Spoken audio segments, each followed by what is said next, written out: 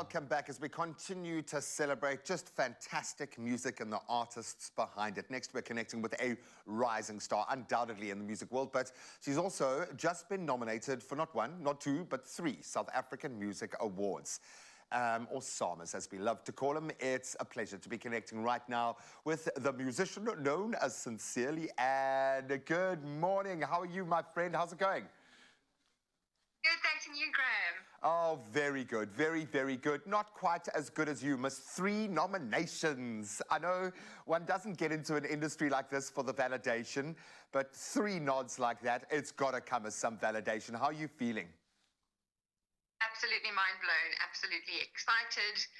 Yeah, I must say, when I was at the actual announcements, when it was announced, I was shaking and I was just squealing. I just didn't know what to do with myself.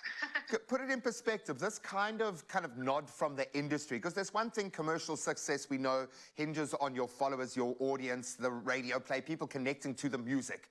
I get that. But when your own industry recognizes that you're quality and recognizes that you're doing something that's going to inspire other artists, because that's why they put you up here, is to show other artists what you're doing. That's the whole trust here. How does that feel at this stage of your career? Because normally this sort of stuff only comes 10 years, 15, 20 years. Once you've got that meat and that traction, it feels like you started yesterday, and all due respect, but it really does feel this is so fresh. I think it's one thing getting recognized and getting the nod from colleagues and you know, people that you meet in your journey, but I think having the nods from top leaders in the industry, in the SAMAs, you know, the panel of judges, that is very affirming and very inspiring, and it's almost like it just sort of wakes up that sort of imposter syndrome that we all kind of struggle with sometimes. Sure. But yeah, when you work through that, it's just like it's inspiring to me, knowing that I'm also inspiring as well. And keep doing that, man, because the young artists are really invested in what South African music is doing right now. There is an opportunity for singer-songwriters to be intentional about what they want to do. And it does feel like with To Whom It May Concern, there was a lot of intent behind that. Do you feel like you've cracked a code here? Talk us through that creation process. How much was formulaic and how much was just magic coming together organically? I must say I was very fortunate with this album. A lot of it was inspired by love and heartbreak, and you know, like all artists do in the sense of an album, there's a theme to it, and I really wanted To Whom It May Concern to kind of sound like the opening of like an email. Yeah. And the content being like the letters, and with the theme of love being the running theme, I kind of feel like it's love letters in a way. Yeah.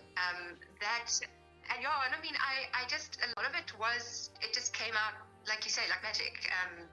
And I just made sure that I was taking a hold of those opportunities when the art would just flow, and I would just try and write down or record wherever I was some of the process. And I don't think many songs didn't make it on the album, so I'm very fortunate in that way. Now you got to bottle this. Now you got to bottle this, and you got to keep reproducing it. Does it give you terror, fear, excitement when you see, because this makes it all very real? This has got to be like a marker in the sand of sorts of like, hang on a minute, I'm all in now. I'm doing this. What's next? How do you take this? Obviously, we want to win the awards, but how do you take this inspiration for yourself? Never mind the rest of the industry, but for you, what's the next step, do you think? I think exactly like you say, it gives that feeling of like, wow, there's literally no turning back now, you know? Not that I think I would ever. I'm very, very tenacious. I will just keep going. I'm very, very, I'm hardworking, and I don't stop, even if I get disappointed. Fortitude, yeah. But I think for me now, it was like a rite of passage to write about the pain of heartbreak and love. But I want to sort of transmute that now into still love, but I want to write more songs where I'm trying to love the world by just writing songs that will heal somebody maybe a little bit, or say a little bit of sort of drop a few truth bombs that make people think, and that in itself is quite healing potentially. So that's where I want to take this, and I just want to. I just feel inspired in the way that I feel like I have a message, and I feel that it needs to be heard, and I say that with humility at the same time. But it's like a purpose that I feel I have now.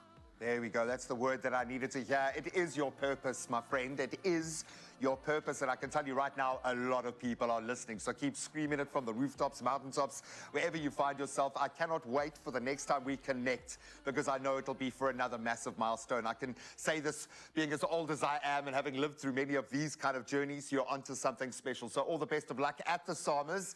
Whether you win or don't win, you are doing it, girl. So thank you for being that inspiration on this side of the industry as well. Good luck to all the summer nominees. It's going to be one of the best award shows I think South Africa has ever seen. The quality of the artists speaks volumes. Well done, sincerely, Anne, and now sincerely, Taylor. Now, you know that Taylor Swift's The Eras Tour is now showing at cinemas in South Africa.